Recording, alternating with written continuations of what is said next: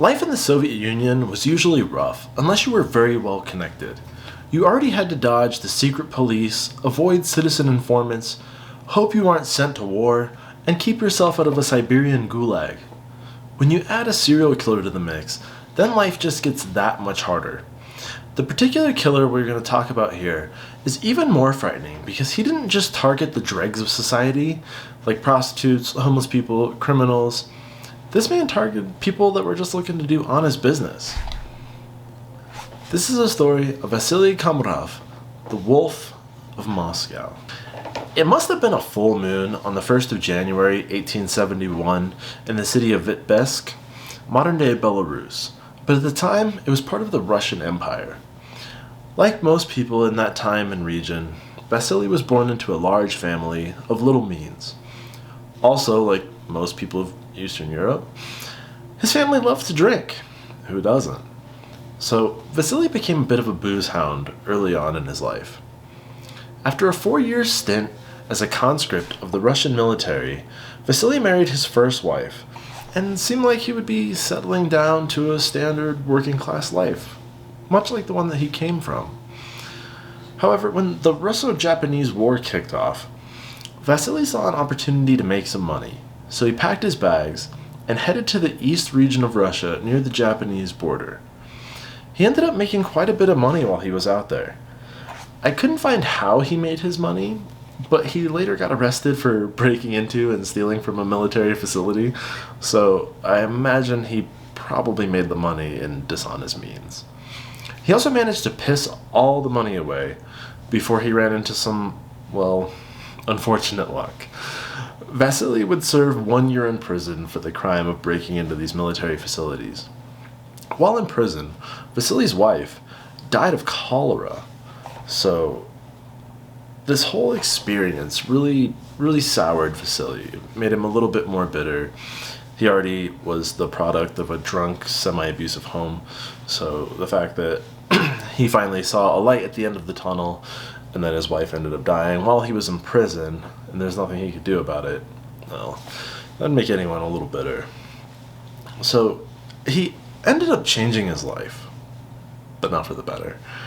Trying to get as far away from the east of Russia, Vasili settled in the far north of the Russian Empire, in what is now modern-day Latvia, the city of Riga to be specific. Vasili ended up meeting a woman from Poland named Sofia.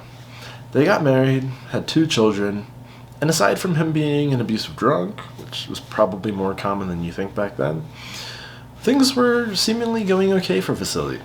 However, this didn't last very long. World War I broke out, and Germany decided to invade the Baltic states, which is Latvia, Estonia, and Lithuania. This forced Vasili to relocate to a safer region of Russia, the Volga region. Him and his family just picked up sticks, went there. Let's try and avoid this German horde. We don't really want to do this war thing anymore. In 1917, the Russian Empire was on the brink of collapse. The Bolsheviks, led by Vladimir Lenin, had begun a series of armed uprisings. One of the more famous ones was the October Revolution. This had drawn the attention of Vasili, and he ended up joining a group of communists that would end up becoming the Red Army. Vasili performed very well in the Red Army. He managed to learn how to read and write. He became literate, which was not very common back in those days. And he also worked his way up to the level of platoon commander. These revolutions led to the Russian Civil War, the period of time when the czars were moving out of power and it was went from the Russian Empire to the Soviet Union. This was that time period. And he was very well involved in that, siding with the communist side that would eventually become the Soviet Union. So, during the Russian Civil War, there was a battle between the Red Army, which is the new communist sect, and the White Army, which was the group that supported the Tsar. So, during this battle, Vasili got captured by the White Army. He was likely going to get executed for engaging in an outright insurrection with his own government. Yet, Vasili managed to escape the White Army captors. After this little stint as a prisoner of war, Vasili reconnected with his family and they hightailed it to Moscow, which was becoming a communist stronghold. Vasili changed the family's surname to Komarov to help him hide from White Army agents and people that might be looking for him.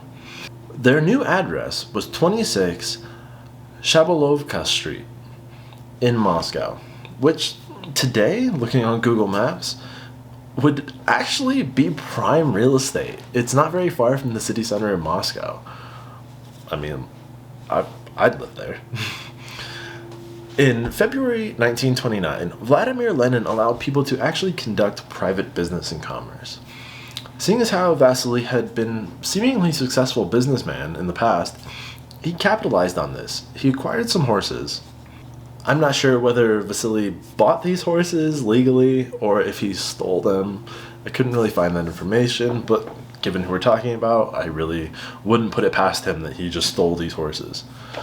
So he used those horses to start two businesses. One business was a carriage driver, given the fact that it was pretty close to the city center, all the famous things that you would imagine in Moscow. You got the Kremlin, that church with the little ice cream, whatever.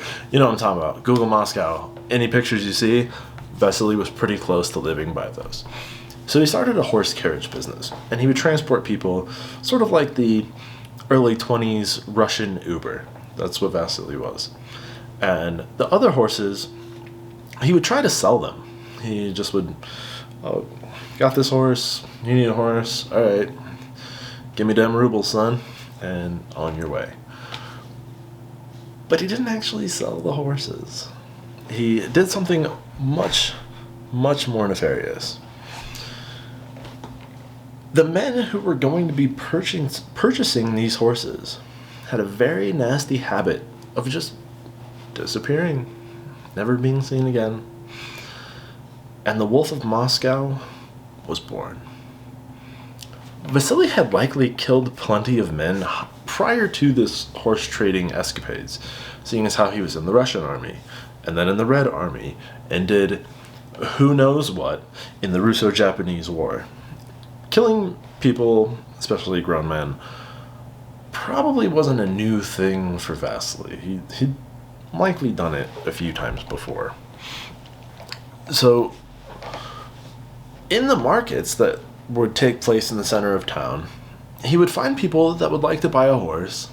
Vasili would bring them to his stable to look at the horses, and after customary vodka, it's Russia after all, right? Vasili would strangle these men to death, or he would beat them to death with a hammer, or he would cut their throats. I'm kind of hoping that he would cut their throats with a sickle, because he killed them with a hammer and then cut the throats with a sickle. You know what I'm trying to say. Being a communist apparatchik that he was, it seems like a fitting combination of murder weapons for Vasili. Once the men were killed, they were relieved of their valuables, and whatever little valuables those were, being Russian peasants. And then they were either hidden in the stable until they could be buried somewhere else or dumped in the Moscow River. In 1929, his first year as an active killer, he killed 17 men. I guess the customer wasn't always right. In 1922, his wife Sophia found out about the murders. Did she turn him in? Of course not. She figured it'd be a grand old time. Sophia actually started helping him with the murders. I don't think my missus would go for that. If you caught me killing people, would you just be like, oh yeah, babe, that's cool, I'm gonna help you out with that? Yeah, no. Fucking poor sport. Vasili wasn't quite the criminal mastermind, as police began finding the bodies of the slain men on Thursdays and Saturdays. They were stuffed into garbage sacks and either buried shallowly so other people could find them or just hucked into a river. But it was always Thursday and Saturday. And that made people suspicious. So when you recognize that pattern, you gotta think, what's the precursor to this in the pattern? So this prompted a multi-year investigation on who was killing these men. Vasili had managed to slide under the radar for so long because his public persona was that of a decent, loving family man and an honest businessman. However, those that knew him well knew that he was an abusive drunk, and he had almost killed his 8-year-old son at one point. As gossip flowed about the murders, and people then talking about Vasili's abusive nature, suspicion grew. The people that were investigating the murders began to notice the pattern. Bodies were being found on Thursdays and Saturdays, so what was taking place on Wednesdays and Fridays? Undercover police were monitoring the main marketplace near the town center, which was also very near to Vasili's home. The investigators began to notice that Vasili would show up at the market every Wednesday and Friday to sell horses. Yet, he never brought any horses with him, and he almost always left with a customer. Said customer, never seen again. The apparent sweet life of robbing peasants, murdering them, and then disposing of their corpses was quickly coming to an end. In January of 1923, the Russian police showed up at Vasili's house to investigate an illegal vodka production. And while they were looking for the still, they found a corpse of a man who was just looking to buy a horse. He had been stuffed under a haystack. Could this be the moment the Wolf of Moscow was captured? Ladies and gentlemen, we got him. Well, no. As the cops got close to the body, Vasili had jumped out of a window, hiding in the outskirts of Moscow County. On March 18th, Vasili was actually captured by the Russian authorities, and while being interrogated by the police, he confessed to the killings of 33 men. The motive? Robbery. Turns out, though, poor peasant men didn't have much money, so this wasn't exactly a lucrative hobby, meaning he likely got some enjoyment, some perverse pleasure, out of the suffering that he was causing. After the confession, he led police to the dump sites of the last bodies that had yet to be found. Vasili made some half-hearted attempts to kill himself in prison, but that didn't work out. His wife was also later arrested because the Russian authorities just assumed that she had to have known what was going on. The end of the line for Sofia and Vasili came on the 18th of June, 1923. The couple was marched into a clearing, blindfolded, tied to posts, and a line of soldiers took aim and fired. That's how the story ends for the Wolf of Moscow. Thank you guys very much for watching, and I'll see you all next time. Shabolokova. Oh, fuck this.